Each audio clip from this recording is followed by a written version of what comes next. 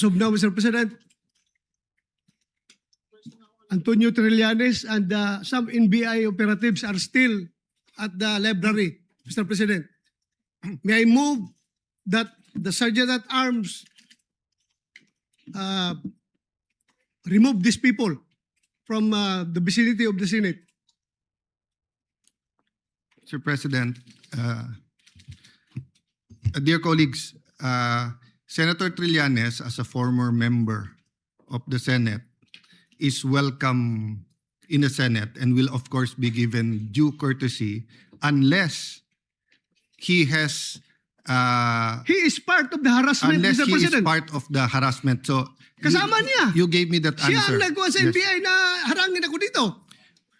So Bakit natin hayaan siya nandito yes, siya? with that clarification, is there any objection that we ask we will ask the NBI to leave except for the person or people who assaulted you, because in my view, our legal should bring them for inquest because they were caught flagrante delicto assaulting a senator in our premises. Yung nag-assault sa iyo hindi dapat pakawalan. Dapat dalin sa for inquest, no? Yung kung walang kilalaman na nandito at wala silang official business dito, may motion ang Senator Bato na paalisin sila sa Senate. Is there any objection? Mr. President. Yes, Mr. President. That Senator is, Soto first. I have no objection to the motion of Senator De La Rosa. As a matter of fact, I will probably support his motion, but parliamentary rules dictate that we settle first the Yes, previous yes, motion. yes, There is a yes. pending motion Kaya hindi Yes. pwedeng patungan ng lesser Yes. motion. Thank No? you for that let's reminder. resolve first the motion of Senator Jinggoy Estrada unless he wants to withdraw the motion. Sana, bago sila paalisin, i-identify muna natin yung mga Exactly. nagharang sa akin at i-inquest natin. Yes. Kapailan natin ng kaso. Bago sila paalisin dito lahat.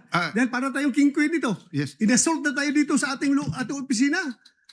Tapos walang mangyari. Paalisin lang natin. We have to arrest them. Yeah, let me clarify, Senator Bato. That's my point a while ago. Papaalisin yung mga walang kilalaman sa pag-assault sa iyo. And Correct. that is not limited to those who threw punches or wrestled you.